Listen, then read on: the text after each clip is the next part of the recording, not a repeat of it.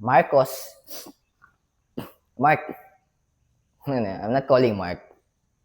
Marcos na tayo, Marcos. The Book of Mark, ang libro ni Marcos, the Gospel of Mark. Ang mabuting balita ayon kay Mark. Ayon kay Marcos. So, Marcos, Kapitulo 1, versikulo 1 hanggang 8. Mark chapter 1, verse 1 to 8. And parallel verses, Matthew chapter 3, verse 1 to 12, Luke chapter 3, verse 1 to 18, John chapter 1, verse 19 to 28. So, pero highlights ko muna yung verse 8 para alam ko yung full stop natin today. Yep, there you go. May title ba siya? Ito. Ang title niya, covered na nito yung hanggang verse 8, versikulo 8. Simula 1. Ang pangaral ni Juan na tagapagbautismo. Alright. Ito ang magandang balita tungkol kay Jesus, ang Mesayas, na anak ng Diyos. Nagsimula ito, that's verse 1. Verse 2. Ayon sa isinulat ni Propeta Isaias, sorry guys, I need to burp. Ipapadala ko ang aking messenger. Actually, ba't ko ba in English? Alam niyo naman yan. Gets niyo naman. Mauuna siya sa iyo upang ihanda ang dadaanan mo. He will pave the way. It's talking about John the Baptist. Para lang sa context. 3. May sumisigaw sa ilang na nagsasabi, ihanda ninyo ang daan para sa Panginoon, tuwirin ninyo ang landas na kanyang lalakaran.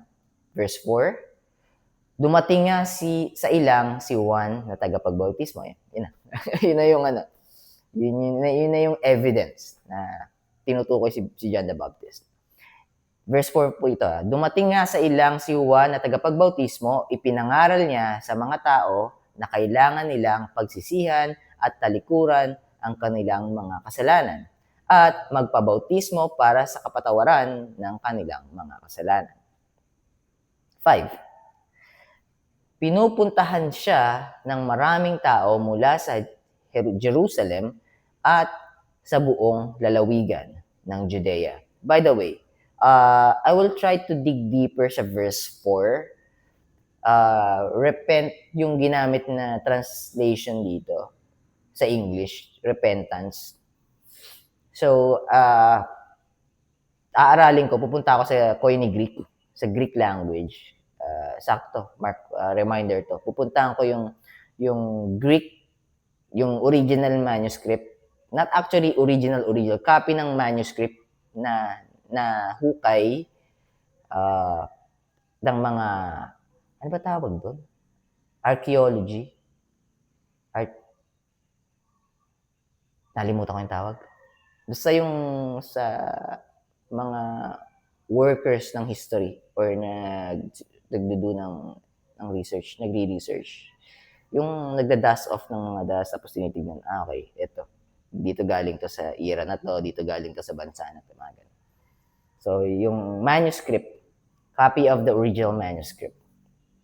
So, Koine Greek yun, meaning common Greek language. Gusto ko malaman kung ang tinranslate ba do sa repentance na ginamit dito is metanoia or turning away or kailangan ko ma-clarify ito itong verse 4. So I have to dig deeper. All right. Verse 5, pinupuntahan siya ng maraming tao mula sa Jerusalem at sa buong lalawigan ng Judea. Ipinagtatapat nila ang kanilang mga kasalanan, confessing of their sins, at sila'y binabautismohan ni Juan sa ilog Jordan River. Verse 6, ang damit ni Juan ay gawa sa balahibo ng kamelyo at ang sinturon niya ay gawa sa balat ng hayop. Ang kinakain niya ay balang at pulot-pukyutan. 7, ito ang ipinapahayag niya. May isang darating na kasunod ko na mas makapangyarihan kaysa sa akin. Kahit ang yumuko para kalag ng tali ng kanyang sandalyas, ay hindi ako karapat-dapat. Whom lace, I'm not worthy to untie. Hindi ko maalala kung lace or shoes. Sandals. Whose sandals I'm not worthy to untie. Parang ganun yung English version. Or baka sa ibang version ko yun na. Unloose kasi. Unloose do sa KJV if I'm not mistaken. Pero gusto ko yung word na untie. Your shoes I'm not worthy to untie. Gusto kong pakinggan. Ganda sa pandinig ko na. Basahin ko lang ulit po yung last part na yun. Kahit ang yumuko, para magtanggal ng tali ng kanyang sandalyas, ay hindi ako karapat-dapat. 8. Binabautismuhan ko kayo sa tubig, ngunit babautismuhan niya kayo sa banal na Espiritu.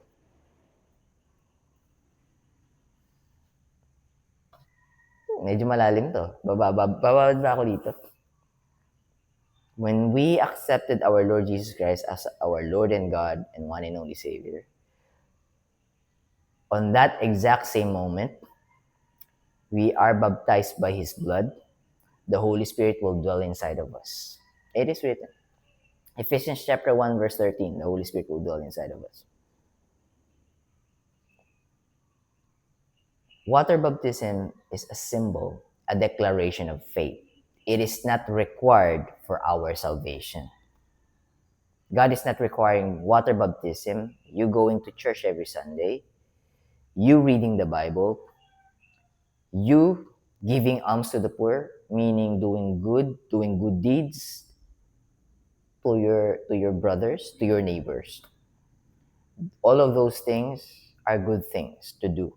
And God is actually pleased.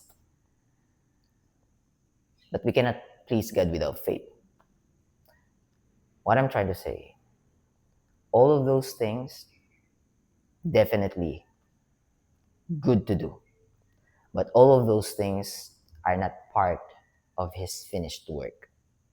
Those things are your work. His finished work is more than enough to save you. His finished work is taking away your sins from you, putting into Himself, paying it by His own life, because the wages of sin is death. Romans chapter 6 verse 23. But His gift, the gift of God, is eternal life through Jesus Christ our Lord. Hindi sinasabing Lord. God is not telling us that the gift of God is eternal life through your works. Try to read the Bible and look for a verse that says you will have eternal life because of your works. Drop me a message. Send that verse to me. I will read it, the full chapter, to get the context as well.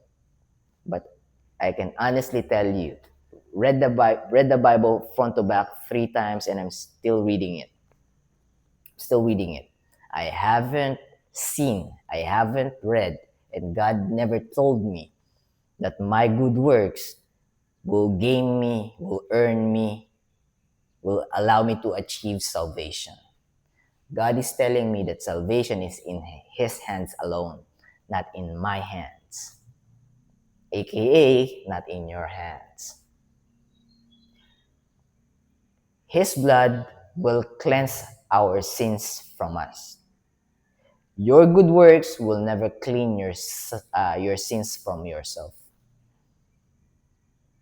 Because if you can clean yourself, God the Father doesn't need to send the Word, God the Word, to take a human flesh and took human flesh just to save us. And if that's your belief that you can pay for your sins, you're just telling God that your son's death, the Lord Jesus Christ, your son's death, the Word, the Logos, the light, the salt, the life, the wine, the vine, the door, the shepherd, Him died in vain. You don't have to send him. If you can save yourselves, you're just telling God. If you can save yourselves, God doesn't need to send God the Son. So it's like you're telling God that I can save myself. You don't have to. All right, you send your Son, it's on you. I can save myself, so it's on you. We're smarter than God, right? We're smarter than God. When is the last time that we created the universe? When is the last time that we created Earth? Let me paraphrase that. When is the last time that you've created your own universe? Last time that you've created your own Earth? When is the last time that you've created a being by yourself? Just to make it clear. When is the last time that you've given yourself immortality? The answer is none. There's no time. There's no time in your past, in your present, and in your future that you'll be able to do those things, to create those things. So how can we say that we're smarter than God?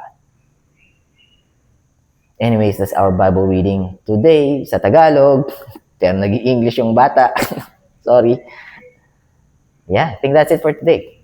God bless you. Keep safe. I'll be seeing you tomorrow. Bye for now.